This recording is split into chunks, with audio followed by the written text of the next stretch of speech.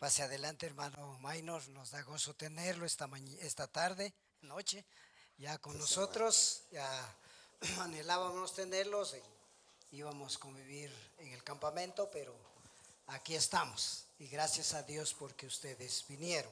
Hermano Maynor es eh, pastor anciano de Iglesia Jeriel, algo así, ¿verdad? Así es. Allá por muchos años él asiste y sirve al Señor. Y también pues especializado en la niñez, y por eso nos ha ayudado a muchos maestros para capacitarse. Así que, hermano Maynor, sea usted bienvenido, y a todos ustedes, hermanos, familias que nos están visitando, sean bienvenidos. Escuchemos la palabra del Señor y aprendamos mucho de lo que hoy Él quiere enseñar. Muchas gracias, hermano. Tengo el otro micrófono, Así hermano. es, Muchísimas gracias. Muchas gracias, hermano pastor. Buenas noches, Iglesia El Mesías. ¿Cómo están? Buenas noches, hermanos. ¿Cómo están? Ánimo, hermanos. Es que me dijeron que era campamento, ¿no? Bueno, de veras que qué bendición estar con ustedes esta noche.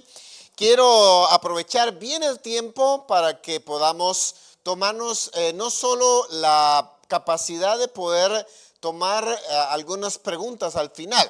Así es que quiero animarles a que me vayan acompañando, me vayan siguiendo.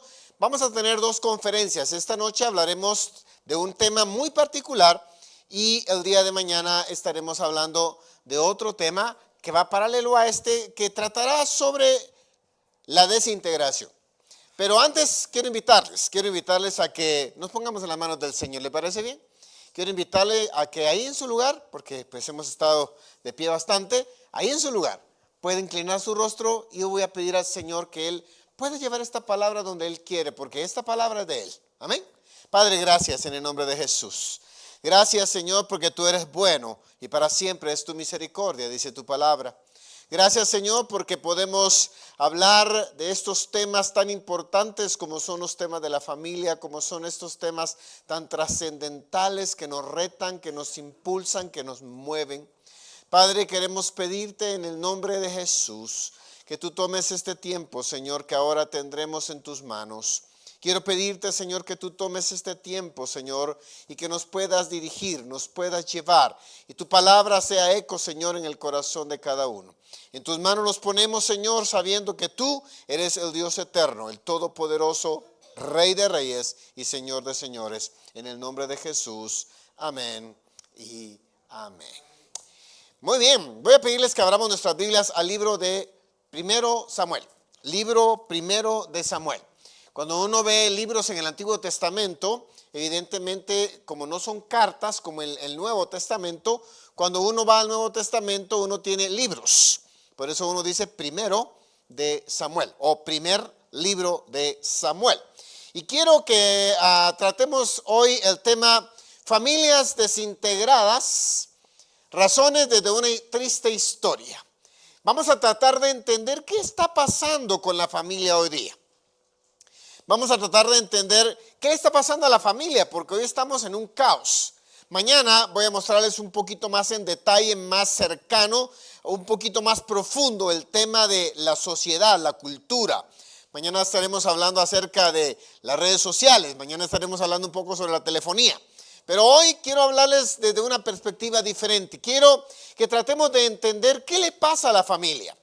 Quiero que tratemos de entender qué le está pasando a ese núcleo tan maravilloso que se llama familia.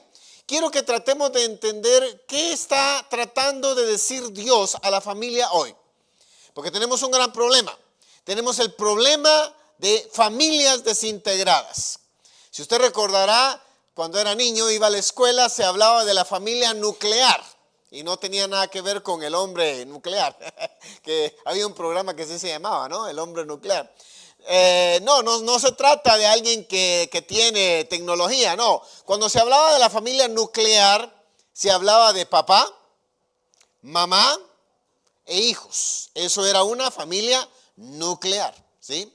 Ahora ya esa palabra, ese tecnicismo ya no se usa. Ya incluso en algunos países se ha eliminado porque la familia ahora ha ido cambiando de diversas formas, de manera que ahora tenemos familias mononucleares. donde solo está mamá e hijos. O en algunos casos tenemos familias donde está solo papá e hijos. En algunos casos tenemos familias donde hay 2 mamás e hija. En otro caso tenemos familias donde hay 2 papás e hijos. En otros casos tenemos realmente extrañeza en la familia y uno se pregunta, ¿qué le está pasando a la familia? Todavía en Guatemala estamos tratando de cuidar a la familia. Sin embargo, recién la semana pasada el gobierno de Guatemala emitió una ley para hilar lo que se conoce como la búsqueda de los derechos de los que no tienen derechos. Nuestro presidente emitió una ley para empezar a defender a los que son diferentes. Y entonces en poco tiempo usted va a empezar a darse cuenta que en este país van a empezar a defender a los homosexuales, a las lesbianas, a los matrimonios gay. Estamos entrando en una vereda precisamente porque el mundo se ha vuelto de esa manera. Recientemente tuve la oportunidad de platicar con una pareja de líderes pues muy renombrada en México, en la ciudad de Tuxtla. La esposa, una mujer joven, no mayor de 30 años, me decía, hermano Minor, ¿cómo puedo cuidar espiritualmente a nuestros hijos en una sociedad tan inmunda y con tantas ocupaciones en la iglesia sin desintegrar a la familia? ¿Cómo hago para cuidar a mi familia cuando esta sociedad me está moviendo a eliminar a la familia? ¿Qué hago? ¿Qué hago para cuidar a mi familia, para mantenerla unida, para mantenerla íntegra, para mantenerla de tal manera que no se desuna, que no se fraccione, que no se separe, que no se divida? ¿Cómo puedo hacer para mantener a mi familia hilada de tal manera que no los pierda? Bueno, yo le dije, mira, esa no es una respuesta fácil de darte, pero intenté darle una respuesta que quiero leerle. Nuestros hijos, le dije a ella, nuestros hijos necesitan de padres y madres con los cuales puedan hablar, con los cuales puedan jugar en el piso de la sala o tener una alfombra en la grama. Necesitan de padres que contesten sus preguntas, no desde un púlpito. Y estaba hablando de mí como predicador. No desde un púlpito, no desde un atril, sino desde la ternura de la cama o del comedor. Necesitan de padres con los cuales hablar aquellas cosas que les enseñan a ser hombres y mujeres de bien. Y entonces rápidamente la llevé al pasaje del cual yo quiero hablarles hoy. Primer libro de Samuel, capítulo 2. Recordarán ustedes que apenas está terminando la etapa de los jueces, una etapa terrible para el pueblo de Israel. Y cuando recién empieza la etapa nueva que vendrá en unos pocos años, probablemente no alcanzará a tener 1 año y medio después de esta historia, el pueblo de Israel pasará de la etapa de jueces a la etapa que se llama la etapa de la monarquía, que es cuando ya tienen rey. En el ínterin de la etapa entre el final del último juez y la llegada del primer rey, aparece precisamente un juez que nosotros conocemos muy bien, que es Samuel. Samuel, que precisamente narra la historia de la cual hablaremos hoy, ¿sí? Va a mostrarnos desde la perspectiva de un líder de una congregación. Nos va a mostrar desde la perspectiva de un líder eclesiástico, diríamos, religioso, más bien es la palabra correcta. Nos va a llevar a la historia de un sacerdote. Nos va a llevar a la historia de un sacerdote que ustedes probablemente conocen si ya tienen bastantes años de ser creyentes, porque fue este sacerdote, precisamente este sacerdote, el que le dio la bienvenida a Samuel a su hogar cuando Samuel era un niño. El sacerdote Elí. Fue precisamente este sacerdote el que recibió a Ana por primera vez, la madre de Samuel, cuando Ana llegó a orar al templo. Y estaba llorando, orando, y dice el libro de Samuel que su oración era tan intensa que las palabras no salían de su boca, pero las lágrimas se derramaban, y Elí pensó que estaba borracha. Todo eso en el contexto, y aquella mujer le dice, no señor, no estoy borracha, sino que estoy rogando a Dios. 1 año después, esta misma mujer, Ana, lleva a Samuel al templo, y Samuel observa, Samuel se fija, Samuel puede evidenciar en el transcurso de los años que estuvo viviendo bajo la tutelación de Elí, cómo era esta familia sacerdotal. Lamentablemente no tenemos mucha información de la madre o de la esposa más bien de Elí, de la madre de sus hijos. No tenemos mucha información porque la Biblia no nos dejó información de la madre de estos muchachos de los cuales hablaremos hoy.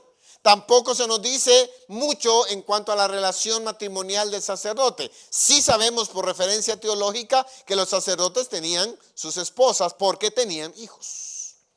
Así es que vamos al primer libro de Samuel, capítulo 2, y quiero que viajemos en este tema de familias desintegradas. Y en primer lugar quiero que conozcamos un poquito a Elí y a su familia. Quiero que tratemos de intimar a Elí y a su familia. Vamos a tratar de meternos en el terreno de Elí y su familia. Vamos a tratar de ir hacia la vida de un hombre, de un padre, de una madre y de unos hijos. Aunque no hablaremos de la madre hoy porque no tengo referencias de ella. Pero hablaremos de qué pasó con esta familia. Trataremos de entender qué está pasando con esta familia, de qué está hablando Dios y por qué nos dejó esta historia. Trataremos de entender hacia dónde va esta historia y quiero que lo veamos desde varias perspectivas. Quiero que tratemos de conocer a Samuel. Es interesante, Samuel era el sumo sacerdote, el de más alto rango. Samuel era el más alto en autoridad. Samuel era el que tenía la designación más alta de toda la autoridad religiosa de Israel. El pueblo de Israel en el templo tenía que llegar a a Elí. Tenía que llegar a Elí. Samuel lo acompañaba como parte de su trabajo. Elí estaba allí. Elí tenía que encontrarse frente al pueblo. Elí era el que llevaba los sacrificios. Elí era el que hacía todos los sacrificios que tenían que ver con los corderos. Elí era el que entraba y salía del templo. Elí era el encargado de la educación religiosa del pueblo. Pero a la par de Elí está su familia. Y quiero que veamos rápidamente a esta familia de Elí. Conozcámonos un poquito. Capítulo 2 del libro de Primero de Samuel, capítulo 2, verso 12, ahí aparece la primera e interesante versión de una familia desintegrada. La familia de Elí era una familia desintegrada. La familia de Elí era una familia que estaba quebrada. La familia de Elí era una familia que estaba totalmente desunida. ¿Y cómo arranca ese proceso? Bueno, vamos a partir de los hijos. Para conocer al papá vamos a ver a los hijos, porque una radiografía del papá son los hijos. Y lo interesante es lo que dice el versículo 12. Dice, los hijos de Elí eran hombres impíos y no tenían conocimiento de Jehová. Hagamos un alto. Vea qué interesante. Los hijos de Elí, y eran dos, los hijos de Elí, ¿qué dice que eran? A ver, ayúdeme con su voz. ¿Qué eran? Oh, un momento. De nuevo. Los hijos de Elí eran. No. Hay algo que está malo, hermano. Hay algo que no conecta aquí. Voy a volver a preguntar. ¿Los hijos de Elí eran? ¿Cómo se puede vivir en el templo, administrar el templo, hacer todas las tradiciones del templo y ser impío al mismo tiempo? ¿Cómo se puede generar todo el proceso religioso y que el libro de Samuel, datado, escrito desde las palabras de Samuel, que los conocía muy bien, decir, y no solo eran impíos, vean lo que sigue, dice, eran hombres impíos, ¿y qué cosa? Hay algo raro aquí, ¿no le parece que hay algo raro? ¿Qué les hacía falta según el texto? ¿Y dónde estaban? ¿Dónde vivían? ¿Dónde comían? ¿Dónde dormían? ¿Dónde estaban? ¿Dónde habían aprendido educación? ¿Dónde habían hecho su bar mitzvah? ¿Se recuerda la ceremonia del bar mitzvah? Era la ceremonia que los niños hacían a los 12 años. A los 12 años todo judío pasa por una celebración que se llama el bar mitzvah. Todavía hoy se hace en las sinagogas judías. Y ahí ellos tenían que recitar toda una serie de salmos y de escrituras bíblicas en el Antiguo Testamento para ser declarados judíos ya mayores.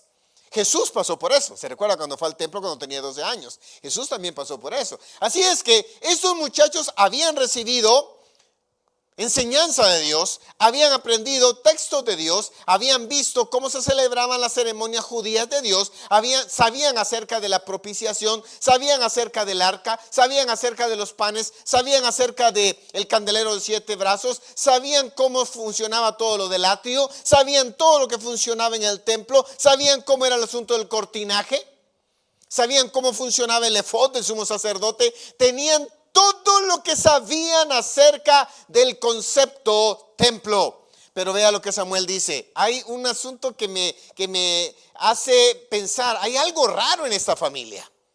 Hay algo que no está funcionando en esta familia. Hay algo que no hace clic en esta familia. Y vuelvo a leer el texto. Léalo conmigo, por favor. Léalo conmigo. Perdón que he estado malo toda la semana, por eso mi voz está así como media rara. Léalo conmigo de nuevo, por favor. A ver, todos juntos. Los hijos de Elí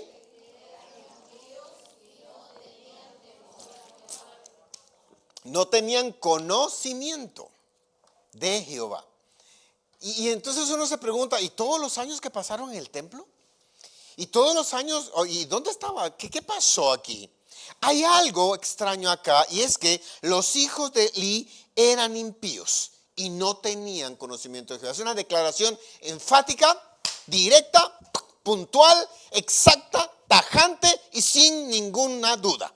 Eran hombres impíos. La palabra impío, usted sabe que la palabra impío es una palabra compuesta, viene de la palabra piedad. La palabra piedad tiene que ver con aquello que anhela la búsqueda de Dios. Eso es piedad. Por eso cuando alguna persona dice es un piadoso, por eso es que hay algunos en la religión tradicional que le ponen nombre, ¿verdad? Pío XII, ¿verdad? El fulano de tal se llama Pío 22, o sea que le ponen, no solo falta que digan Pío 22, ¿verdad? Como que es poquito. Pero la palabra piedad tiene que ver con el anhelo y la búsqueda de Dios. Pero cuando usted a la palabra piedad le antepone un negativo, una preposición negativa como no, entonces se convierte en un no piedad. En este caso, la preposición es in, que quiere decir sin. Así que cuando habla de impío, está diciendo sin ninguna posibilidad de buscar a Dios. Sin ningún deseo de buscar a Dios. Sin ninguna intención de buscar a Dios. Ahora, es interesante que todo eso está ocurriendo dentro del contexto religioso de una familia, no de un sacerdote, no de un ayudante de sacerdote, no de un alumno de la escuela de sacerdocio. Estamos hablando de los hijos del sumo sacerdote. El de más alto rango. Estamos hablando de los de mayor calidad.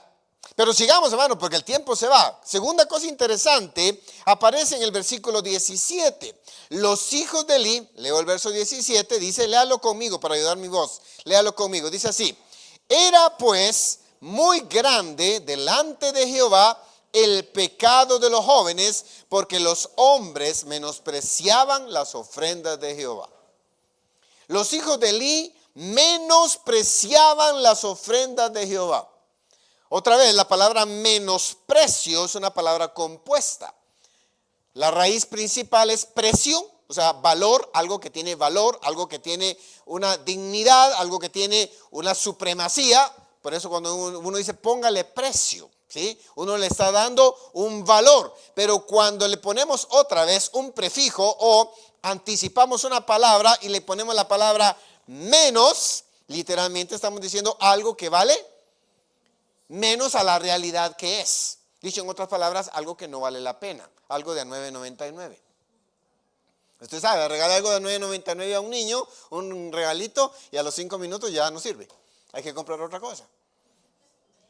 Porque se caen las llantitas, se quiebran las piezas. ¿Por qué? Porque los regalos de $9.99 son de menos precio. Pero no los menosprecia si se los regala. Ahora es interesante que el contexto habla de esto. Ahora dice el texto, era pues muy grande. Ahora, subraya la palabra muy grande porque cuando encontramos el texto muy grande, Samuel quiere que entendamos que él está poniéndole así un adjetivo muy pronunciado. Él está haciendo algo muy grande, lo está poniendo en una esfera más allá de la realidad. No dice que era grande. era muy grande, casi podríamos cambiar esa palabra por era alarmante, era algo realmente demasiado obvio, muy grande. Ahora, el muy grande, yo quiero que usted lo intensifique y quiero que lo leamos con intensidad, ¿sí? Vamos a leerlo de nuevo y cuando lleguemos a muy, hágalo con intensidad, así póngale fuerza. ¿Listos? Leemos el verso 17, dice, era pues... No, un poquito más, hermano. Tiene que irse más fuerte porque el texto aquí, esta palabra muy tiene que ser más intensa. Le invito a que lo diga más fuerte. A ver de nuevo. Era pues delante de Jehová el pecado de los jóvenes.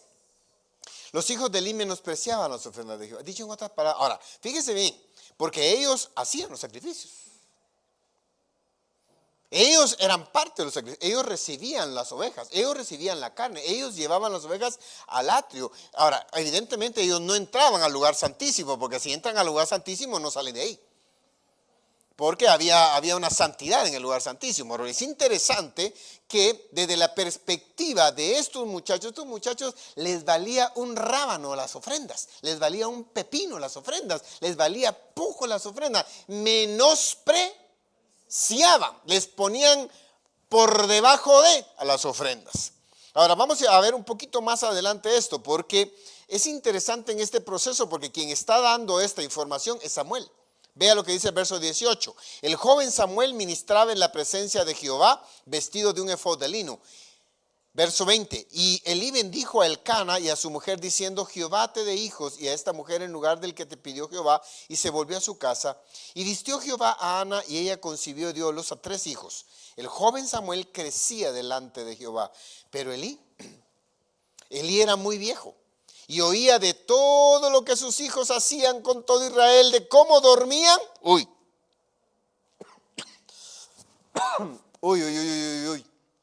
Vamos de nuevo, verso 22. Pero Elí era muy viejo, léanlo conmigo.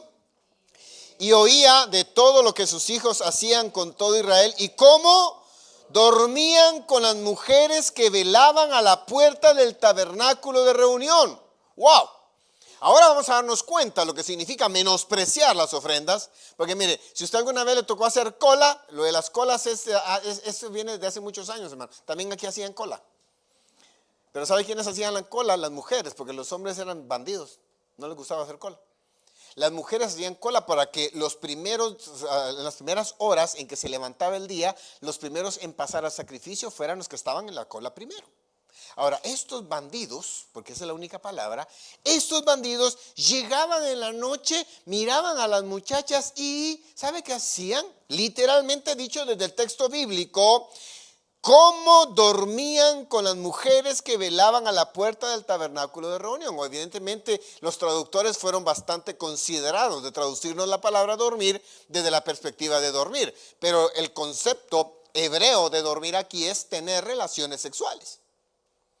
Dicho en otras palabras, estos muchachos iban y escogían 2, 3, 4, las introducían al templo, porque evidentemente no tenían la relación sexual ahí en la calle, ahí en la fila, las metían al templo y dentro del templo tenían relaciones sexuales, adulteraban, fornicaban. Se puede imaginar la intensidad, con razón Samuel está describiendo a estos muchachos como que menospreciaban las ofrendas. Imagínense un maestro de escuela dominical que se encuentra una chica y la mete a la iglesia y tiene relaciones sexuales aquí en el templo. Pone las sillas ahí de cómodas para tenerlo. ¿No le parece asqueroso? ¿No le parece horrible? Sí, es horrible, es perverso, es malévolo. Ahora, el asunto no se queda ahí. La letra C aparece en el versículo 24. Dice, leo el 23. Y le dijo, ¿por qué hacéis cosas semejantes? Porque yo oigo de todo este pueblo vuestros malos procederes. No, hijos míos, porque no es buena la fama que yo oigo, pues hacéis pecar al pueblo de Jehová. Ahora, aquí está hablando Elí. Ahora, Samuel escuchó esto. Y Samuel lo escribe, Samuel lo anota. ¿Sí? Ahora, vea la expresión del Padre para estos menospreciadores, para estos profanos, para estos adúlteros, fornicarios, para estos muchachos que no eran jovencitos, ya eran hombres, porque literalmente el texto anterior dice que los hombres menospreciaban las ofrendas, hablando de los dos hijos de Elí. Ahora, es interesante en la letra C, Elí perdió toda autoridad sobre sus hijos, todita la autoridad sobre sus hijos. Y yo quiero que note las palabras como las escribe literalmente a Samuel. De nuevo leamos el verso 23 y 24, por favor. 23 y 24 en voz alta. Y les dijo: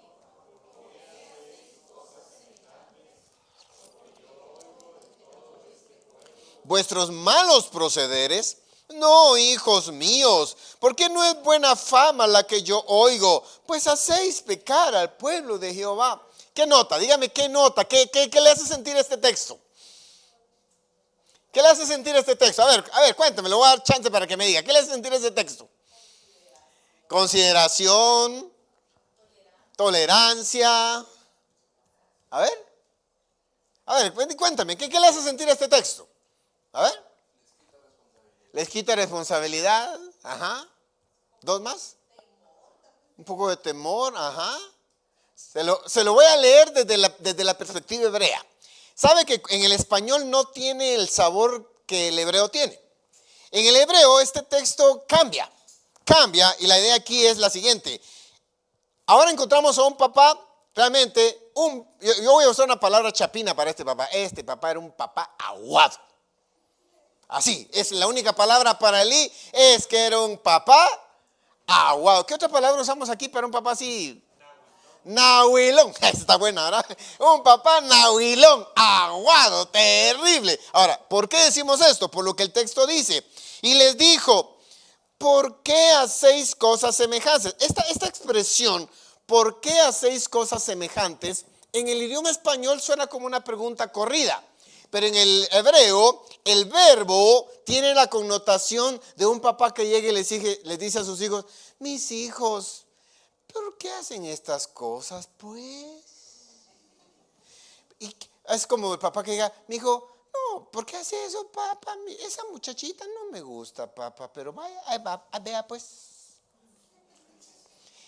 Aquí lo que vemos es un sabor de un papá que llega suavecito. La expresión aquí hebrea es una expresión suave. Hay expresiones hebreas que son duras, fuertes. Por ejemplo, Éxodo, cuando dice: no tendrás dioses ajenos delante de mí. ¡Pum! No te inclinarás a ellos. ¡Pum! No harás imágenes. ¡Pum! No desearás la mujer de tu prójimo. ¡Pum! Pero hay expresiones suaves como: mis amores lindos, ¿qué les pasa? Por ahí algo que ustedes están haciendo cosas raras. ¿Será cierto? Esa es la expresión de de Elí. Esa es la expresión de Elí. Y Samuel está parando la oreja. Samuel está escuchando. Ahora no se queda ahí. Vea la otra expresión. Dice: porque yo oigo de ¿cuántos? Era claro. Todo el mundo lo sabía. Todo el mundo estaba. Mire, yo hasta quiero tratar de imaginar a estos muchachos llegar a la fila. Esto no está en el texto bíblico, hermano, estoy usando mi imaginación. Quiero imaginar a estos muchachos llegar a la fila y decirle a la muchacha: ¿quieres pasar mañana primero? ¿Te gustaría pasar de primero? ¿Sí? Ok, vente. Pero hay una condición. Vamos adentro.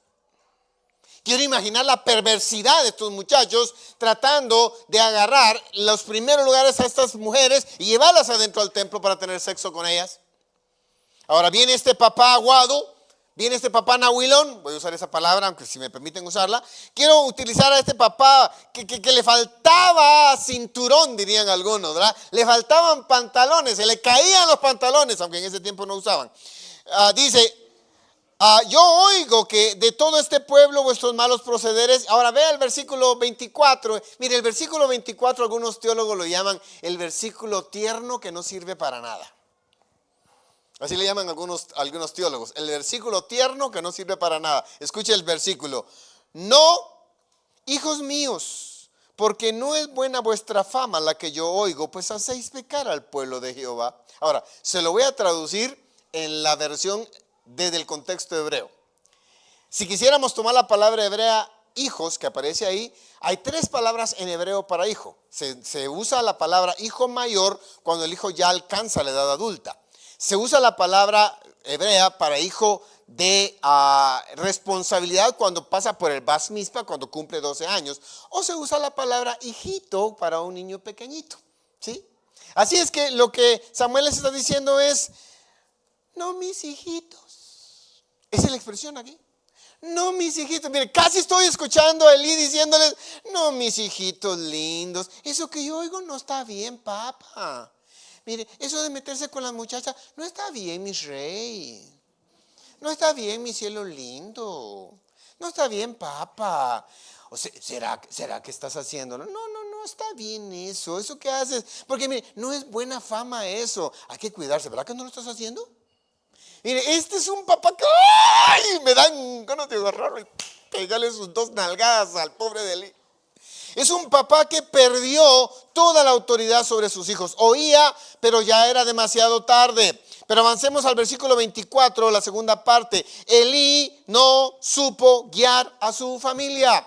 Elí no supo guiar a su familia. Siguiente vista, por favor. Elí no supo guiar a su familia. Elí se quedó en una situación terrible. Elí no lo supo guiar. Verso 24. No, mis hijos, no es buena fama. No es buena fama. No, mis hijitos, no es buena fama. Elí no supo guiar a su familia. Los tuvo ahí, los tuvo enfrente, los tuvo a la mano, les enseñó desde niños, los tuvo todo el tiempo. No fueron a una escuela pública, no fueron a una escuela privada, estuvieron bajo su tutelación, estuvieron bajo su dirección, pero nunca hizo el trabajo correcto, no supo guiar a su familia. Pero el asunto se intensifica más, verso 29. Vamos al verso 29, por favor, ahí más adelante. Dice, ¿por qué habéis hollado mis? Ahora viene, déjeme antes de leerlo, ahora viene Dios y va a hablar. Hasta ahora Samuel está describiendo a Elí, pero ahora viene Dios, y voy a leer un poquito antes, desde el versículo 27. Versículo 27, viene Dios desde las palabras de un profeta y le dice, y el joven Samuel había crecido y era acepto delante de Dios, delante de los hombres, y vino un varón de Dios a Elí. No sabemos quién es este varón de Dios, pero Dios le mandó una persona, un varón, un profeta, y le dijo, así ha dicho Jehová. Ahora viene Dios, ahora va a hablar Dios, ahora vamos a escuchar la voz de Dios, ahora vamos a escuchar la voz del Todopoderoso diciéndole, así ha dicho Jehová. ¿No me manifesté yo claramente a la casa de tu padre cuando estabas en Egipto, en casa de Faraón? Y yo le escogí por mi sacerdote entre todas las tribus de Israel, hablando de la tribu de Leví, para que ofreciese sobre mi altar y quemase incienso y llevase ephod delante de mí. Y di a la casa de tu padre todas las ofrendas de los hijos de Israel. ¿No te di ese privilegio? Mire, Dios aquí está molesto. Dios aquí está furioso. Dios aquí está enojado. Dios aquí está con una sensación de desagrado para este sumo sacerdote y le dice, no te di yo esto, no te di las ofrendas de los hijos de Israel. Y ahora él pregunta en el verso 29, ¿por qué habéis hollado mis sacrificios y mis ofrendas que yo te mandé ofrecer en el tabernáculo? Y has honrado a tus hijos más que a mí, engordándoos de lo principal de las ofrendas de mi pueblo Israel. Ahora note la expresión, engordándoos de las ofrendas. Había una ley en el pueblo de Israel y es que los sumos sacerdotes tenían un caldero y en ese caldero había carne cocida, porque la carne cruda era específica, puntual y únicamente para Dios. Por eso se ofrecía en un altar. Por eso se llevaba al fuego, por eso se llamaba holocausto, por eso se llamaba sacrificio. Cuando partían la oveja o el buey o lo que llevaban a sacrificio, cortaban, quitaban una parte de la carne y la llevaban a un caldero, y en ese caldero ellos podían entonces comer de ese caldero toda la tribu de Leví. Pero la carne con su grosura, o sea, con sus... ¿cómo le llamamos nosotros a la carne asada? Con sus gorditos, ¿verdad? Eso era para Jehová, ese olor que salía, que también a nosotros nos cautiva, ¿verdad? Que sí, cuando usted come carne asada, ay, los gordos, lo engordan a uno, pero parece ser el gordo, ¿verdad? Entonces ahí la carne asada era para Jehová, la carne cocida era para los sacerdotes. Ahora lo interesante es que estos bandidos no hacían eso. Vea lo que sigue en el texto, dice, por tanto Jehová Dios de Israel dice, yo había dicho a la casa de tu padre y a la casa de tu padre andaría delante de mí perpetuamente, mas ahora ha dicho Jehová, nunca yo tal cosa haga, porque yo honraré a los que me honran y los que menosprecian serán tenidos en poco. Y aquí vamos a regresar un poquito atrás, porque cuando uno ve lo que está pasando, uno tiene que ir un poquito atrás para entender qué es esto. Bueno, volvamos al capítulo 2, versículos 13 en adelante para entenderlo. Dice así: y era costumbre de los sacerdotes con el pueblo que cuando alguno ofrecía, venía el criado del sacerdote mientras se cocía la carne, se cocía la carne, trayendo en su mano un garfio de 3 dientes. Había un garfio, 3 dientes, y entonces el hombre se lo entregaba al sacerdote y dice, lo metía en el perol, en la olla o en el caldero o en la marmita, o sea, en aquellas ollas donde se cocinaba la carne, ¿sí? Y todo lo que sacaba el garfio, o sea, todo lo que sacaban los 3 dientes, ¿sí? El sacerdote lo tomaba para sí, o sea, era la carne que él se podía comer, carne cocida. Así que esa era la ley. Un garfio, todos los sacerdotes tenían la oportunidad de llegar cuando llegaba la hora del almuerzo o la hora de comer y metían, sacaban, y esa carne que sacaban era para su familia, era para él, y podían sacar toda la que quisieran con los 3 garfios. Ahora vea lo que hacen estos bandidos. Dice, de esta manera hacían con todo Israel que venía a Silo. Asimismo, aquí viene el problema. Antes de quemar la grosura, o sea, antes de ofrecer el sacrificio, antes de que llevaran la carne para ser ofrecida en holocausto, venía el criado del sacerdote, y en este caso estamos hablando de sus hijos, porque el criado era paralelo a sus hijos, y decía al que sacrificaba, da carne para...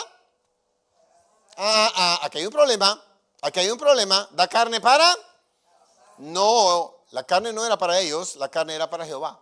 Aquí está el menosprecio de la ofrenda. Aquí está la razón por la que Dios está enojado, porque le están robando lo que es de él, su holocausto. Le están robando lo que es de él, lo que el pueblo estaba ofreciendo. Y dice, da carne para asar al sacerdote, porque no tomará de ti carne cocida, sino cruda. Aquí está la desobediencia, aquí está la maldad. Y el hombre le respondía, al que llevaba el sacrificio, le decía, quemen la grosura primero y después toma tanto como quieras. O sea, para eso está todo esto en la olla. Toma todo lo que quieras, cómete todo lo que quieras, pero después de ofrecerla a Jehová. Ahora vean lo que hacen estos muchachos. Dice, quemen la grosura primero y después toma todo cuanto quieras. Y él respondía, no. Este no es enfático. No, sino dámela ahora mismo, de otra manera yo la tomaré por la fuerza. Así que estos muchachos llegaban, veían toda la carne y empezaban, me da una libra de rechoy, una de puyazo, una de lomito, una de... Y escogían la carne y se la comían. Y por eso estaban cada vez más y más y más gordos. Ahora, quiero que noten que evidentemente que hay un problema de esta familia. Esta familia tiene un gran problema. Voy a repetirlo, los hijos de Elí eran impíos, no tenían conocimiento de Jehová. Los hijos de Elí menospreciaban las ofrendas de Jehová. Elí perdió autoridad total sobre sus hijos, oía pero ya era demasiado tarde. Elí no supo guiar a su familia, Elí tenía sus prioridades cambiadas. No, hijitos míos, no es bueno, pero Dios le tiene que responder y esa es la parte final. Dios actuó con rigor contra la ineficiencia de Elí. Y voy a terminar la lectura otra vez volviendo al capítulo 2, verso donde nos quedamos en el 30. Leo desde el 29. ¿Por qué habéis hollado mis sacrificios y mis ofrendas que yo te mandé ofrecer en el tabernáculo? Y has honrado a tus hijos más que a mí, engordándoos. Ahora, note el verbo, engordando, a ver, ¿lo notó? Engordando, ¿quién más estaba engordando? ¿Quién más estaba cometiendo el pecado? ¿Quién más estaba metiendo la pata? ¿Quién más estaba haciendo lo incorrecto? ¿Quién más estaba haciendo lo que no debía? Respóndame, hermano, sin miedo, ¿con quién más? Elí. ¿Quién más estaba haciendo lo que no debía? ¿Quién les estaba haciendo la jugada? ¿Quién los estaba encubriendo? Y ahora, ¿quién dice esto? Dios. Dios, y se lo vuelvo a leer desde el verso 29. ¿Por qué habéis hollado mis sacrificios y mis ofrendas que yo te mandé ofrecer en el tabernáculo y has honrado a tus hijos más que a mí? Engordándoos. no solo engordando, ¿de qué? De lo principal de las ofrendas de mi pueblo Israel. Dicho en otras palabras, te agarraste lo mejor, te agarraste lo más fino, te agarraste la más alta calidad, te agarraste la carne premium, la que era para mí, la que era para que el humo subiera, la que era para que yo pudiera tener la adoración en esta ofrenda de sacrificio. Y entonces Dios le da una sentencia a Elí que es trascendental. Verso 31. He aquí vienen días en que cortaré tu brazo y el brazo de la casa de tu padre, de modo que no haya anciano en tu casa. Y verás tu casa humillada mientras Dios colma de bienes de Israel. Y en ningún tiempo habrá anciano en tu casa. Y el varón de los tuyos que yo no corte de mi altar será para consumir tus ojos y llenar tu alma de dolor. Y todos los nacidos en tu casa morirán en la edad viril. Y te será por señal esto, que acontecerá que tus dos hijos, Ofni y Finés, ambos morirán el mismo día. Punto. No te le enojo a Dios. Puedes sentir la molestia de Dios. Dios está molesto.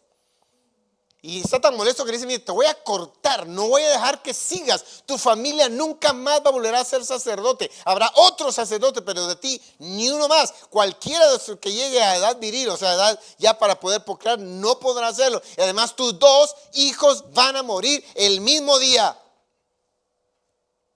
Qué terrible esta familia. Evidentemente esta es una familia quebrada, esta es una familia desintegrada, esta es una familia que está totalmente destruida.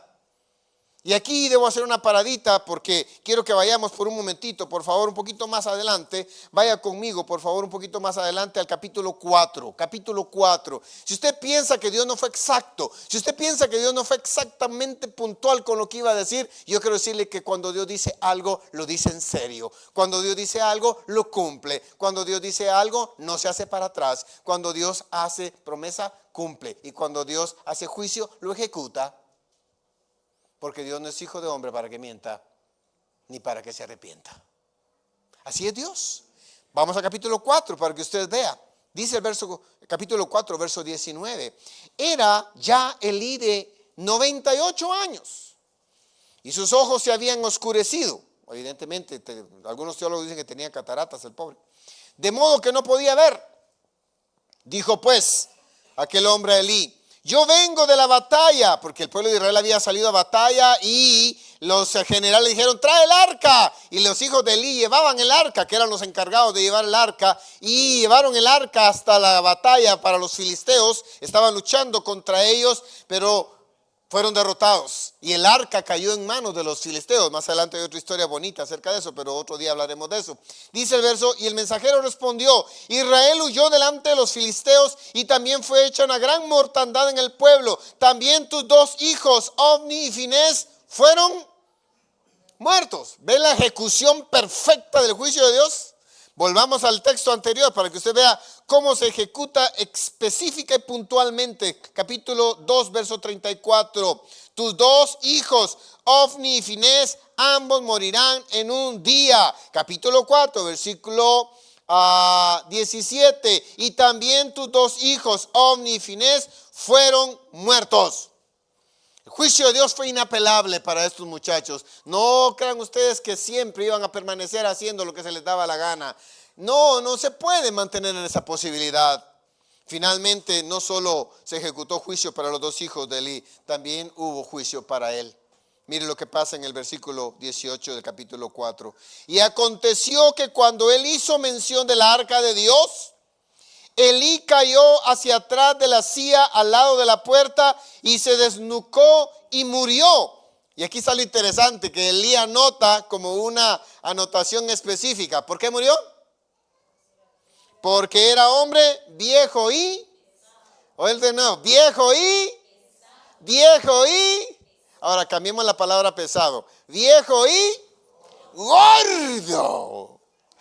Otra vez, viejo y gordo. ¿De qué estaba gordo? De toda la carne que se habían tragado los bandidos que no era de ellos.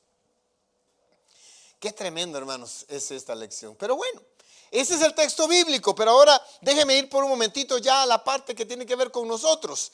¿Qué tiene que ver eso con nosotros? Por lo menos hay 5 lecciones que yo veo acá que después van a ser aplicaciones para nosotros antes de llegar al final. Algunas de las verdades, algunas de estas verdades de Elí y su familia. Algunas de estas verdades que tenemos que ver de Elí y su familia. Verdad número 1, leámosla si la pueden leer conmigo, por favor. Elí no supo guiar a su familia. Elí no supo guiar a su familia. Es claro esto. Leámoslo de nuevo. Elí no supo guiar a su familia. En este caso, a sus hijos. No los supo guiar. Los tuvo a la mano. Los tuvo de niños. Los tuvo de adolescentes. Los tuvo de jóvenes. No los supo guiar. El sumo sacerdote no hizo lo que tenía que hacer. El sumo sacerdote no hizo la tarea que tenía que hacer. El sumo sacerdote no hizo lo que debía hacer. Su primera tarea familiar no la hizo bien. Verdad número 2. Elí tenía sus prioridades cambiadas. ¿Por qué has escogido a tus hijos antes que a mí? Palabra de Dios. Elí tenía las prioridades cambiadas. Elí tenía esas prioridades cambiadas. Ahora, hay otra cosa interesante más. Elí, volvamos a la letra B, por favor. Sus hijos no conocieron a Dios. Y es que me salté las 2 primeras para empezar con estas porque quiero volver a estas 2 que son más terribles, la A y la B. Leímos la C y la D. La letra A dice, sus hijos nacieron en la religiosidad, pero terminaron en la impiedad. Los hijos de Elí, fíjese qué interesante. Los hijos de Elí nacieron en la religiosidad, pero terminaron en la impiedad. Nacieron en un templo, fueron a la escuela dominical, estuvieron en la escuela bíblica de vacaciones, estoy usando una metáfora, estuvieron en campamentos, fueron a fogatas, tuvieron historias misioneras. Estoy tratando de hacer una metáfora de nuevo, un paralelo. Sus hijos nacieron en la religiosidad, pero terminaron en la impiedad. Letra B. Sus hijos nunca conocieron a Dios.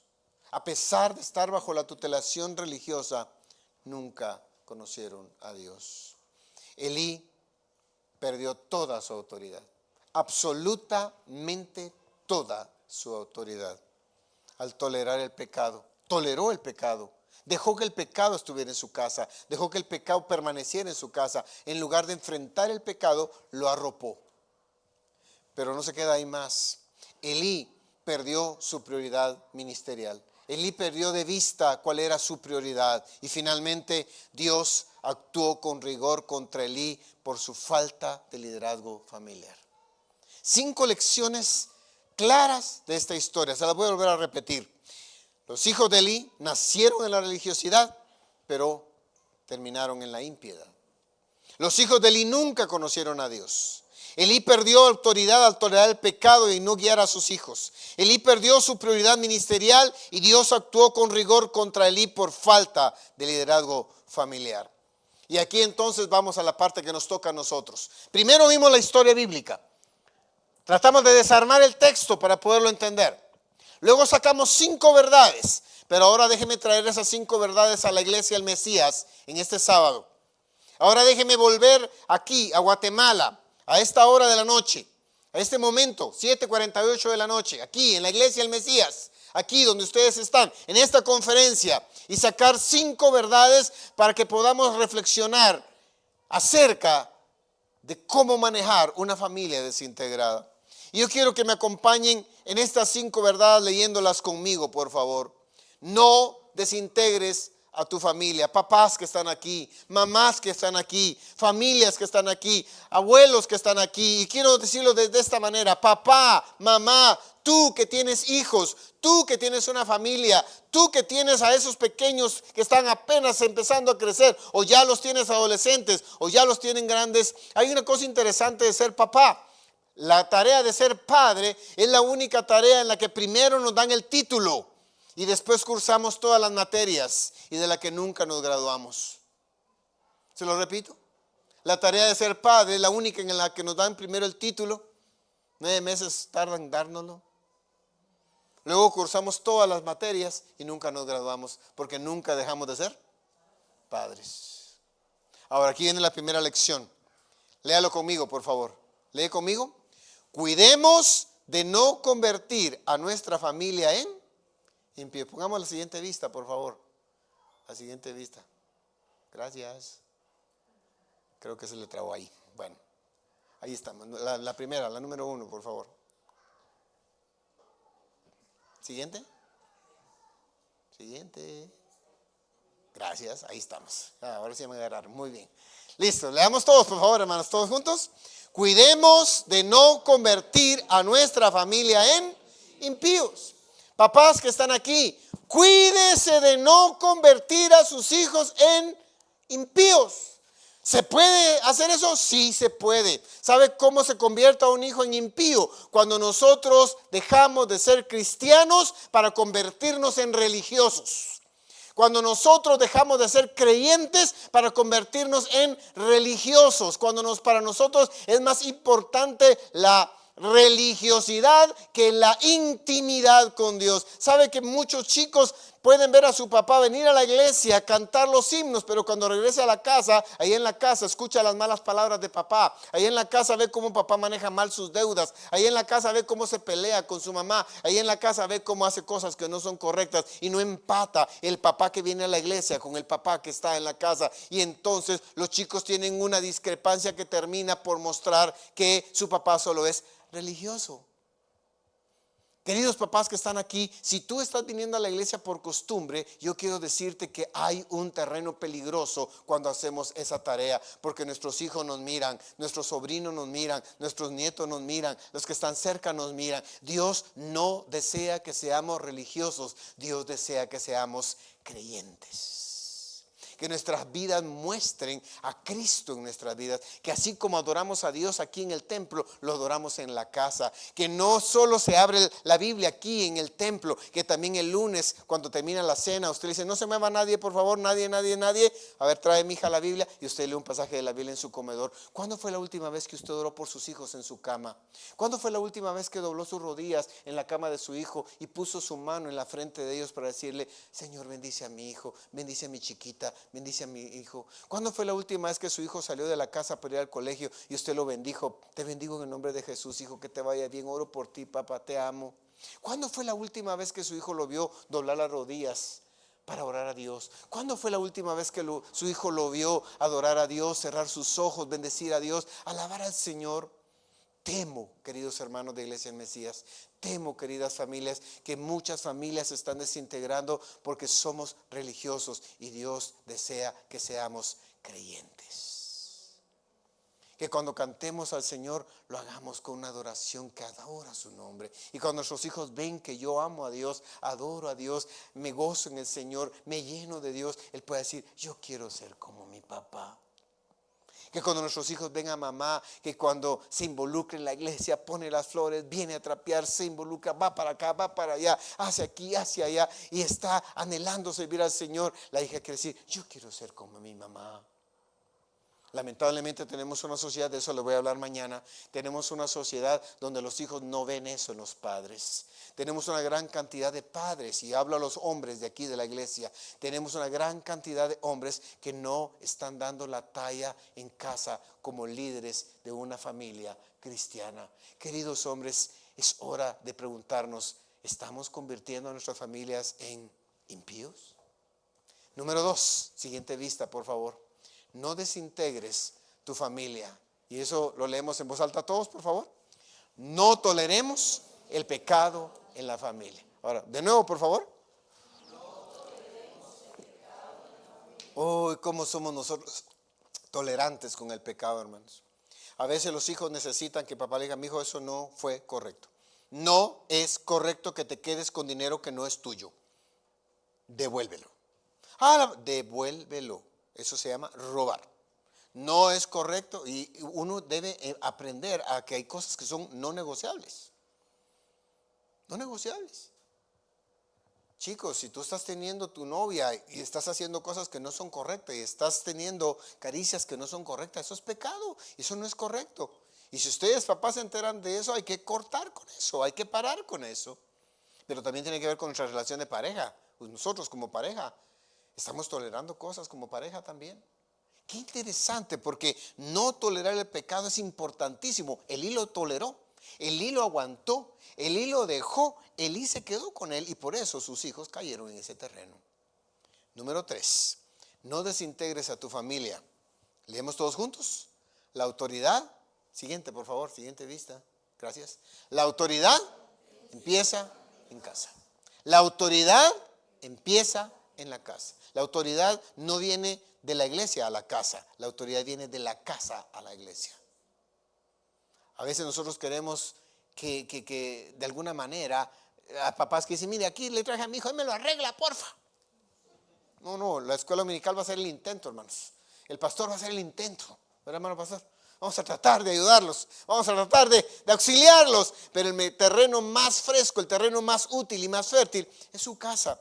La autoridad empieza en la casa. Por eso, papás, quiero animarles, lean su Biblia en su casa. Tómense la tarea de que por lo menos un tiempo de comida se abra las Sagradas Escrituras. Que por lo menos un día a la semana ustedes se junten como familia, tengan 5 minutos de oración, papá, mamá, hijos. Que ustedes se puedan tomar un tiempo en el que puedan apagar su celular y prender su corazón. Apaguen su televisor y prendan su alma. Dejen que sus hijos puedan ver a un papá que ora, un papá que lee, un papá que está allí.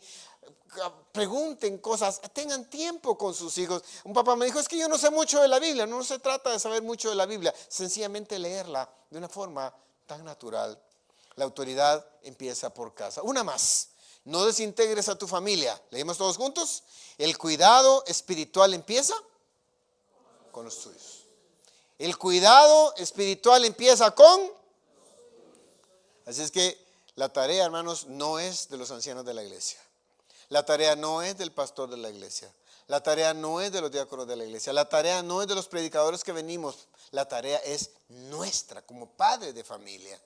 Y eso es una realidad bíblica. Por eso el apóstol Pablo continuamente habla de eso. Padres, no provoquéis a ira a vuestros hijos, sino criadlos en disciplina y amonestación del Señor. Hijos, obedeced en el Señor a vuestros padres. Y ahí sigue la trama del apóstol Pablo. Honra a tu padre y a tu madre para que te vaya bien y seas de larga vida sobre la tierra que Jehová tu Dios te da. No menosprecies la sabiduría de tu madre, ni desprecies la de tu padre. Mañana hablaremos de eso en la segunda conferencia. Qué importante es que el cuidado espiritual empieza con los tuyos. La iglesia va a ser más fuerte, hermanos, cuando nosotros seamos fuertes en casa. La iglesia va a ser más sólida cuando nosotros seamos sólidos en casa. La iglesia va a crecer cuando nosotros crezcamos en casa.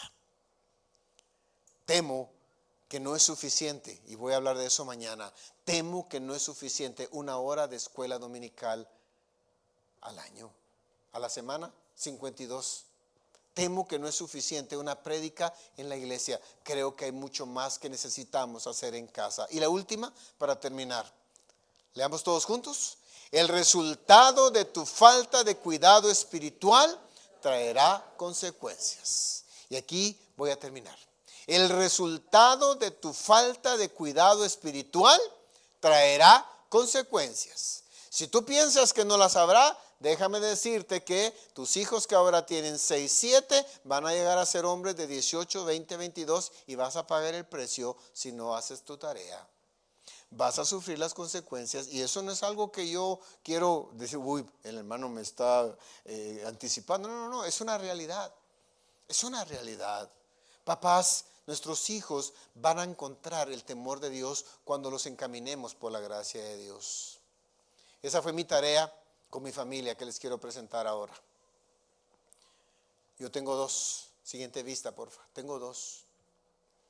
Cuando tenían 6 y 7 años tuve que aprender a hacer mi tarea con mis 2 hijos. Ahora estoy predicando acá. Mi esposa tiene una sesión con el grupo evangélico universitario. Mi hijo David está en el grupo de jóvenes junto a mi hija Ruth.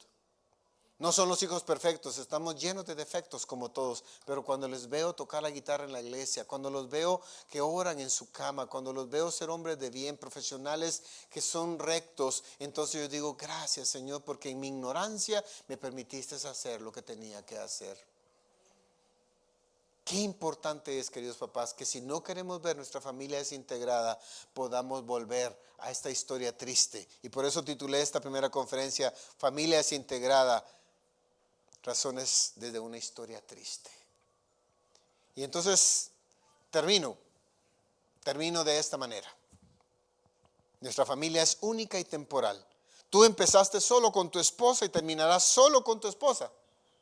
Sin embargo, tu familia siempre estará cerca de ti. Cuando puedes ver tu liderazgo manifestado en cuidado espiritual, nuestros hijos verán no solo un predicador de púlpito, como en mi caso, o un hermano que está sirviendo en la iglesia, sino también un amigo, un compadre, un camarada, un compañero en el cual pueden compartir sus vidas. Nuestros hijos necesitan de papá, de mamá.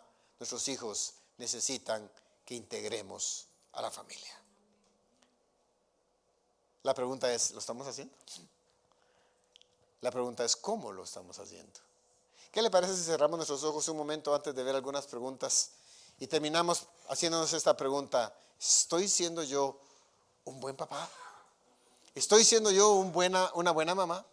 ¿Estoy haciendo yo una buena tarea como abuelo? ¿Estoy siendo yo una buena abuela? ¿Estoy haciendo una tarea en donde mis hijos pueden ver a un papá no perfecto? Un papá que quiere ser creyente. O estoy llevando a mis hijos a ser religiosos. O estoy encaminándoles a ser impíos. Todos nosotros deseamos tener hijos temerosos de Dios y apartados del mal. Así que quiero invitarles a que ahí en su lugar usted ore al Señor y le diga, Señor, yo quiero ser un buen papá. Querido Padre Celestial, muchas gracias por la oportunidad que nos das. Señor, no es una tarea fácil cuando nos enfrentamos a historias como la de Elí y sus hijos. No es una tarea fácil cuando vemos historias como la de este hombre, Señor, tan lleno de grandes defectos. Pero te damos gracias, Señor, porque en medio de esta historia triste podemos aprender verdades tan especiales. Ayúdanos, Señor, a criar a nuestros hijos como creyentes, como temerosos de Dios y apartados del mal. Ayúdanos, Señor, a ser padres que podamos abrir las escrituras en casa, podamos orar en casa, podamos tener culto en casa, podamos mostrar en casas que se puede ser un verdadero hijo de Dios, un verdadero creyente en Cristo Jesús. Te damos gracias, Señor, porque en la imperfección de nuestras vidas, tú eres un Dios perfecto que nos ayudas a vivir de acuerdo a tu voluntad en Cristo Jesús. Amén, Señor. Que Dios les bendiga, hermanos. Creo que hay algunas preguntas, ¿no? ¿Sí? Bueno. Y no sé si me toca a mí responderlas o al pastor el resto del año.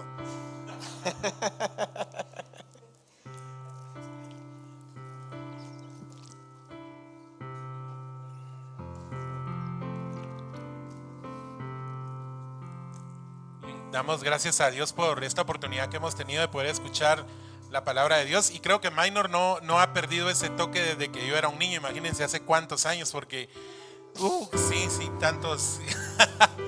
Porque era aquello de, y si quieren saber qué va a pasar en esta historia la próxima semana, y así nos estuvo ahorita, qué va a pasar el día de mañana con la continuación de esta conferencia. A cada uno de ustedes se les entregó un papelito. Quisiéramos de que pudiéramos tomar un tiempo. En estos momentos nuestros hermanos diáconos les pedimos que pasen por nuestros diezmos y ofrendas, y mientras usted prepara y dispone en su corazón, tómese un tiempo también, si no ha podido hacer alguna pregunta con respecto a lo que hemos aprendido en esta noche. Hemos visto el pasaje bíblico, pero también hemos visto algunos principios. Pero había una frasecita que Minor tenía en sus diapositivas y decía, ¿cómo? Y es posible que tengamos nosotros también esas preguntas de cómo poder ser buenos padres, de cómo poder ser buenos hijos, de cómo evitar esa desintegración. Entonces es el momento para que tengamos un espacio pequeño para poder solventar, pues casi que va a ser radio cultural. Fíjate, Minor, ya nos pusieron la música, va a ser de conversando con Minor Salguero. Entonces aprovechemos, si hay alguna consulta, alguna pregunta, creo que es el mejor momento que podemos estar en familia como iglesia para poderlas solventar y tener y aprovechar la visita de nuestro invitado. Así que tómese un tiempo por ahí, por favor, no se quede ahí con las dudas. Es posible que esa duda que usted tenga también la tengan muchos otros y no nos atrevamos a hacerla. Así que tiene por ahí, ¿cuánto le damos, Maynor? ¿Un minutito? Empecemos con las primeras, si quieres. Hermanos diáconos, si pueden pasar por los papelitos, quienes ya tengan sus preguntas pueden levantar su mano.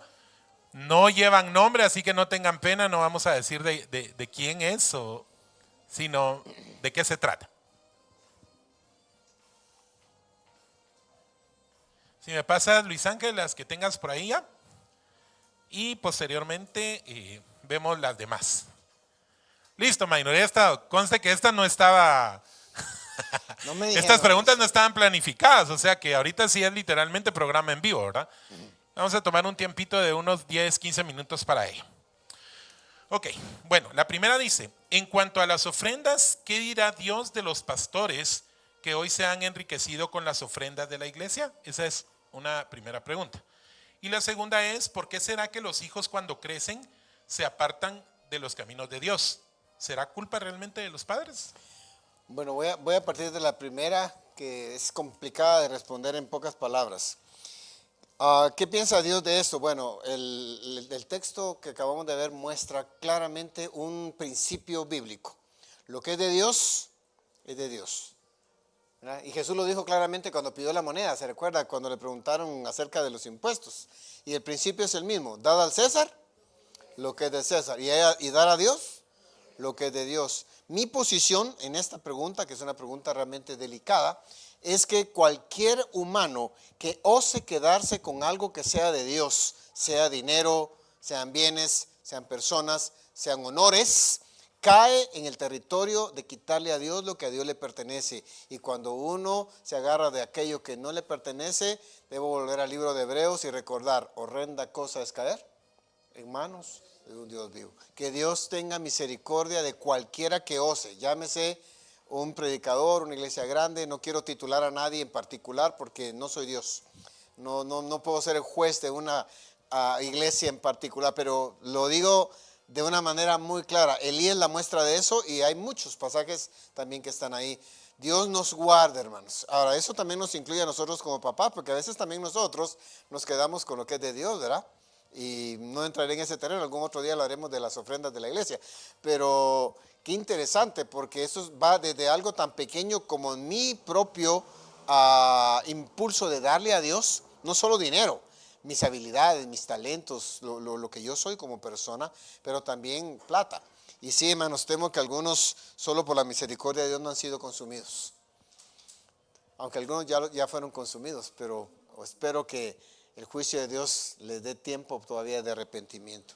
Ahora, en cuanto a la segunda, ¿por qué será que los hijos cuando crecen se apartan de los caminos del Señor? ¿Será todo culpa del papá? Bueno, si ustedes desde la perspectiva de esta noche no han hecho la tarea que les correspondía hacer como padres, háganse la pregunta si no es que ustedes han contribuido a que su hijo esté lejos del Señor. Tal vez no sea toda su culpa, pero quizás buena parte de la culpa estriba precisamente en que nos hemos acomodado a no hacer la tarea de padres, ¿sí? Qué importante se hace que nosotros ahora, especialmente si nuestros hijos son pequeños. ¿Quiénes tienen hijos menores de 10 años? Uy, qué privilegio tienen, hermanos. Antes de los 10 años podemos cimentar principios de vida y principios de Dios. Después de los 10 se hace más y más difícil. De tal manera que cuando nuestros hijos cruzan la barrera de los 18 años, los principios de vida se vuelven sumamente complicados de poder atesorar. Así es que no quisiera quitarles toda su culpa, pero tampoco quisiera echarles toda la culpa. A lo mejor hay otros antecedentes, porque aquí, y mañana ustedes escucharán eso, otra vez mañana, ¿verdad? Probablemente también hay una parte de culpa de la iglesia. Pero de eso hablaré mañana. Porque a veces no dimensionamos la realidad de necesidad espiritual que tienen las familias de la iglesia. Nos enfrascamos en temáticas que muchas veces no están produciendo integración en el mundo de la familia. Pero bueno, no es toda tu culpa, pero pregúntate, ¿has hecho lo suficiente? Termino pregunta contra pregunta. ¿Has hecho lo suficiente? Ok, muchísimas gracias, Minor. Hermanos diáconos, si pueden pasar también en los lugares, si alguien ya tiene alguna otra pregunta por ahí, puede levantar su mano y los diáconos van a pasar a recogerla. Esta pregunta creo que tiene algo que ver también con esto acerca del trabajo de los papás o demás. Dice, ¿qué debe hacer un padre cristiano cuando su hija sale embarazada o su hijo embaraza a la novia?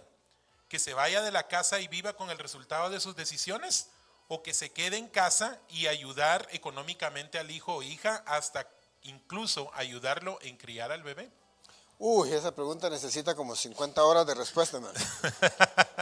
No le puedo dar una respuesta inmediata porque no hay respuesta instantánea para esta pregunta. Déjeme esbozar una lección, porque no hay respuesta fácil a esta pregunta. Pero se lo voy a decir de esta manera. Muchas veces me han venido a preguntar acerca de esto y yo siempre doy la misma respuesta porque es compleja la pregunta. Necesitamos utilizar la palabra gracia. ¿Usted sabe lo que significa gracia? Gracia es darle a la persona lo que la persona necesita, no lo que la persona merece. Eso se llama gracia. Lo repito de nuevo. Gracia es darle a la persona lo que la persona necesita, no lo que la persona merece. Ahora, cuando nuestros hijos nos llegan a graduar de abuelos sin pedirlo, ¿verdad? Entonces tenemos que, estoy hablando de una familia cristiana, ¿sí? No estoy hablando de una familia no cristiana, porque la familia no cristiana es otra historia. Ahí ni siquiera quiero meterme en el territorio no cristiano porque tienen cualquier cantidad de barbaridades. Quiero quedarme en el territorio cristiano. Si yo soy cristiano, yo debo arroparme de la gracia y aquí hay algo que yo debo dejar muy clarito, hermanos. Hay un terreno peligroso cuando tomamos decisiones acerca de sacar a nuestros hijos de la casa si él queda embarazada. Y ese terreno se llama echarlos totalmente al juicio. Por eso necesitamos la gracia. Ahora, ¿qué debo hacer? ¿Yo qué haría? O sea, voy a ponerme en esa posición. Bueno, yo debo asegurarme, escúcheme bien, y eso va para pastores, para papás, para todos. Esta pregunta me la han hecho pastores acerca de qué hacemos si un muchacho ocurre eso en la iglesia. Debe asegurarse de una sola cosa en su hijo o su hija. Si usted se asegura de eso, arrópelo y apóyelo. Si usted no encuentra eso, entonces trate de llevarlo adelante y que arranque con su responsabilidad. Y fíjese lo que usted tiene que asegurarse. Asegúrese de que su hija que quedó embarazada, se quedó embarazada de un hombre que verdaderamente la ama. O asegúrese de que su hijo, ¿sí?, verdaderamente ama a esa mujer. Porque si no hay un verdadero amor, ese amor no va a durar. Ese matrimonio no va a durar. Esa familia no va a durar. Conozco historias de jovencitos que dejaron a la chica embarazada y en algunos casos incluso la iglesia los casó, los obligó a casarse. Interesantemente, unos pocos años después se separaron porque no se amaban y entonces cayeron en adulterio permanente y su vida se arruinó para siempre. Sí han pecado y necesitan perdón de Dios, pero ahí entra la palabra gracia. Ahora, como ven, no es tan fácil. Si usted se asegura de que su hijo verdaderamente ama a esa señorita y usted se asegura de que su hija verdaderamente ama a ese hombre, entonces usted va a tener que caminar con ellos el dolor de ese pecado para pedir perdón, reconocer la gracia de Dios, recibir el perdón de Dios y caminar 9 meses con ellos. Y durante esos 9 meses usted puede evaluar la dimensión de ese amor, la dimensión en responsabilidad, en poder acatar, en poder cuidar. Usted puede, si es su hija, usted puede ver si ese muchacho es responsable, es un muchacho que la ama, es un muchacho que la apoya, es un muchacho, a lo mejor se equivocó por error, a lo mejor se equivocó por múltiples razones, pero en esos 9 meses usted puede ver si es responsable, si es trabajador, si es dedicado, si hace las tareas, si hace todo como debe hacer. Y después de esos 9 meses usted ve que ese muchacho de veras hizo lo correcto, actuó correcto, dijo lo correcto, hizo lo correcto. Lo único es que se equivocó, lamentablemente, se comió la refacción antes del recreo. Pero, ¿qué le vamos a hacer? Ya el hijo viene en camino. Entonces, si usted en esos meses ve que su hijo de veras ama a esa muchacha, apóyelo. Y si usted ve que su hija de verdaderamente ama a ese muchacho, apóyela. En el camino, Dios le dará sabiduría para lo que viene.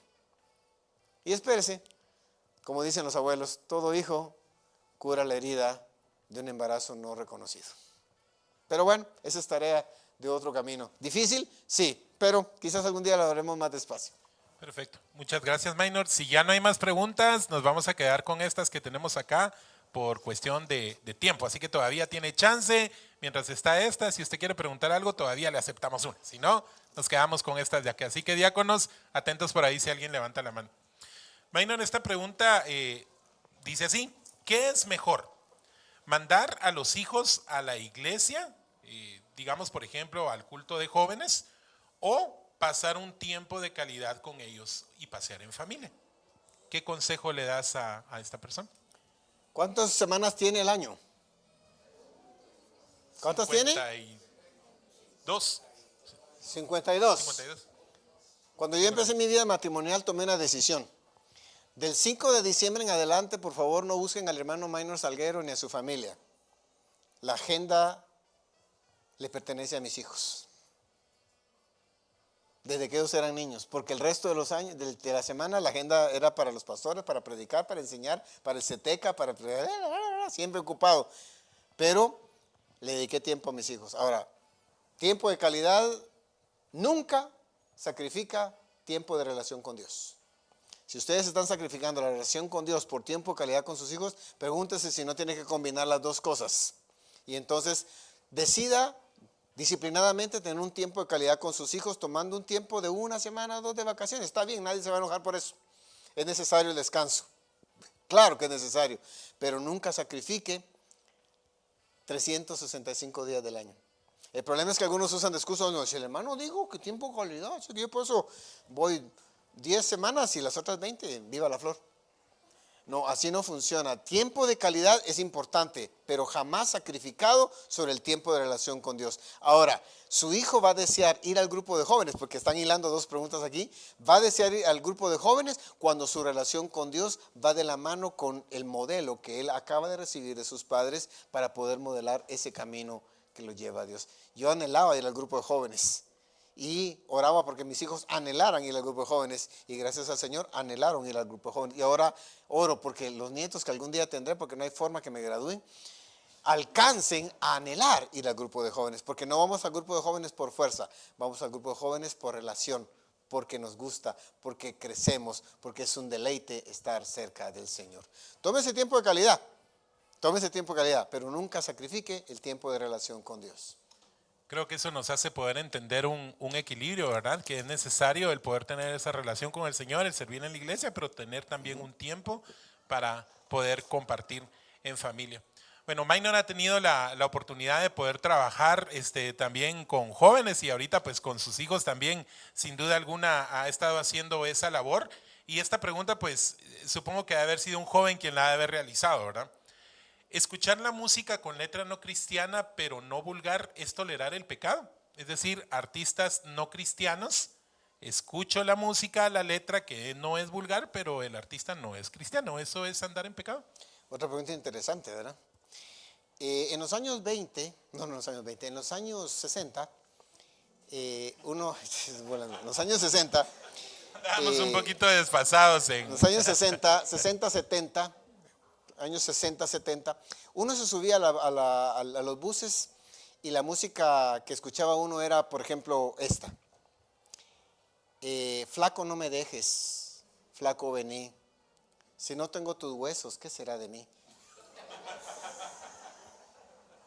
Palito Ortega, argentino, cantante. Habían letras de caminar bajo la lluvia, llevar el saco por el hombro.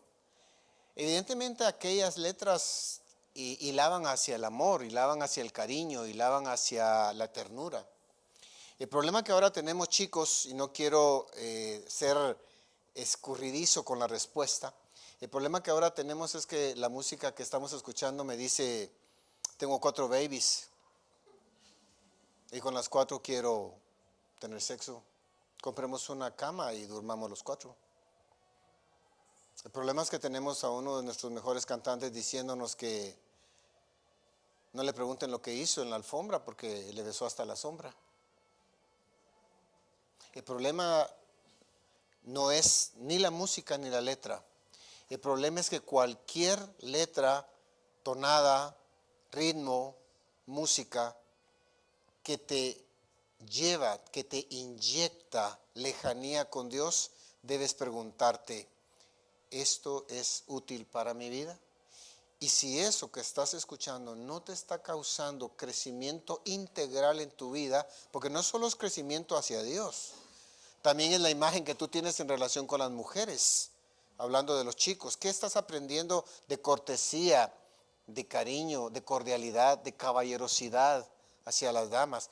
¿Qué estás aprendiendo tú, señorita, de lo que significa ser decorosa, ser amable, ser cuidadosa? O sea, esta respuesta no es en blanco y negro, Víctor, no es en blanco y negro, pero de una forma muy breve recuerda, si aquello que tú estás escuchando, oyendo, leyendo o viendo, y eso también va con Netflix, eso va con Amazon Prime, eso va también con TikTok, eso va también con Instagram, eso también tiene que ver con nuestras redes sociales.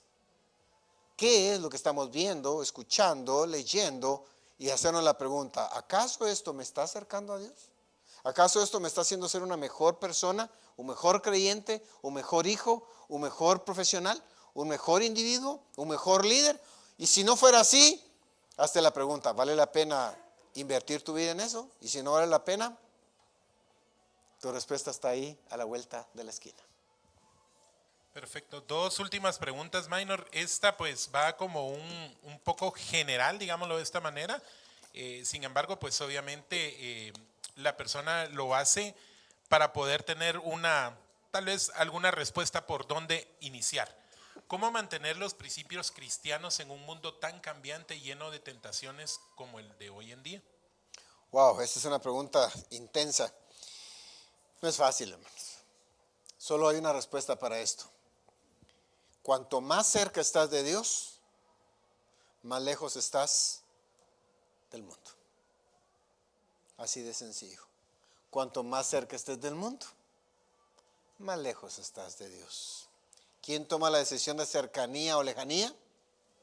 Tú. El que mire estar firme, vea que no caiga.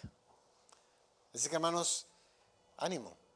Este mundo tiene 1000 formas. Y ahora, chicos, ustedes que están, ahora tenemos 1.000.000 de formas más complicadas que antes. Les mencioné lo de la música. Antes hablábamos de gordos, de flacos, de sol, de lluvia, de caminatas, de sombrías, de amor. Pero ahora no hablamos de eso. Antes, cuando pasaban una película, las televisoras bloqueaban la señal. Ahora tenemos sexo explícito a las 10 de la mañana, a las 11 de la mañana. Antes no miraban a 2 mujeres besándose. Ahora no hay película que no haya 2 mujeres besándose. Y lo hemos normalizado. Antes, hablar de 2 hombres que se besaban era sucio. Ahora es dulce. Hemos normalizado lo asqueroso y lo hemos vuelto agradable. Estoy hablando de la sociedad, no de los creyentes. Hoy tenemos 1000 formas de perdernos. 1.000.000 de maneras de perdernos. Y lo más triste es que hemos normalizado lo que es malo y hemos cambiado lo que es bueno. Así que mucho cuidado por el territorio donde estás caminando. ¿Cuál es el mejor consejo? Recuerda, cuanto más cerca estés de Dios, más lejos estás del mundo. Cuanto más cerca estás del mundo, más lejos estás de Dios. Así de sencillo. No podemos escapar a ir en un bus y escuchar reggaetón. No podemos escapar de tomar un autobús y escuchar música. La otra vez me tocó ir a Jutiapa y me pasé.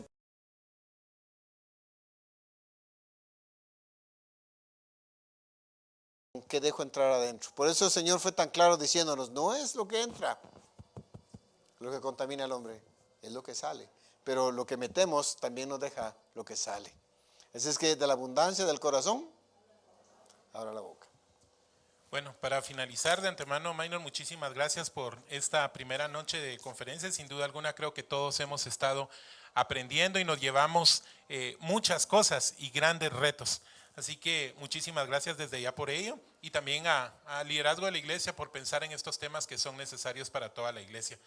Minor ha tenido la oportunidad de estar, platicábamos como anciano en su congregación, en Iglesia Jeriel, ya hace muchos años miembro también de esta, ha tenido la oportunidad de poder viajar también a otros países para poder compartir mensajes de exhortación, ha trabajado con jóvenes, pero también tiene un ministerio de trabajo con niños llamados a servir. Y pues ustedes lo pueden ver también en redes sociales, que es bastante activo, ¿verdad? Y esta pregunta y la última pues creo que va relacionada con ello y ahí pues yo me incluyo porque he tenido esa oportunidad, como les decía, de que Minor haya sido mi maestro de Biblia hace muchos años y que continúe en ello, pero que ahora es un nuevo reto para nosotros como padres. Y la pregunta es, ¿cómo podemos tener devocionales en casa con los niños? Y creo que esa es pez en el agua la última pregunta, pero tener algún detalle de cómo poder empezar a cimentarlo con los niños en casa. Todas las preguntas son de 50 horas, hermano. Déjeme dar una respuesta rápida. Primero, no busque ser perfecto con su devocional. Sencillo, cuanto más pequeño es su hijo, más sencillo debe ser su devocional. Cuanto más grande es su hijo, más elaborado es su devocional.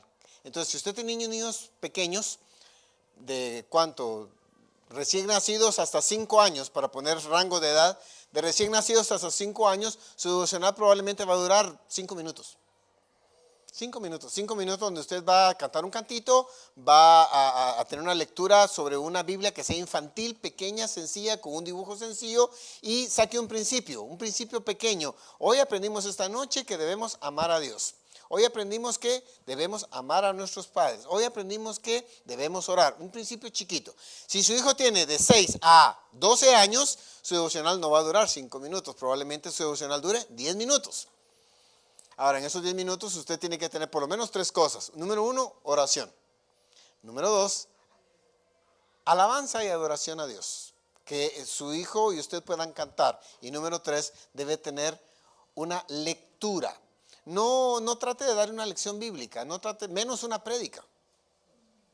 No trate de darle una lección teológica. No. Simplemente abra las escrituras y léalas en una versión que le ayude al niño a comprenderla.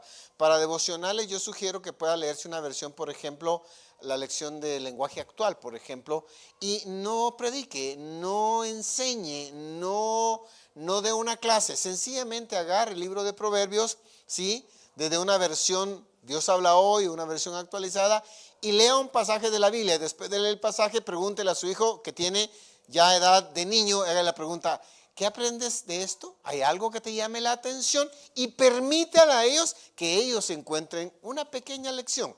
Y después de eso, oren y cierren su devocional. Si sus hijos ya son de 12 en adelante, entonces ya su devocional dura el tiempo de interés que sus hijos tengan. Ya entonces ya podemos poner pistas, ya podemos, si usted toca un instrumento, tocar un instrumento, entonces ya pueden tener un culto familiar, donde hay alabanza, adoración, oración. Y entonces si su hijo ya es mayor, ya es un adolescente, un jovencito, ya usted puede lanzarse a dar una enseñanza un poquito más elaborada. Y ahí hay que usar materiales. Como ven, son segmentos diferentes, pero me llevaría toda la noche darles más detalles. Así es que si ayudan esas 3, ánimo. Ahora, si sus hijos ya salieron de casa y usted tiene nietos, hay que empezar de nuevo. Y la historia se vuelve a repetir. Abuelos, aprovechen a la hija cuando dice, la mamá, cuídame a la nena. ¿Sí? Cuando le digan eso, aproveche para tener su tiempo con ellos, porque si su hija no lo tiene, usted lo puede tener con su nieta y usted le va a enseñar a su nieta a buscar a Dios. Dios les bendiga. Muchísimas gracias. Démosle un fuerte aplauso a licenciado Minor Salguero esta noche.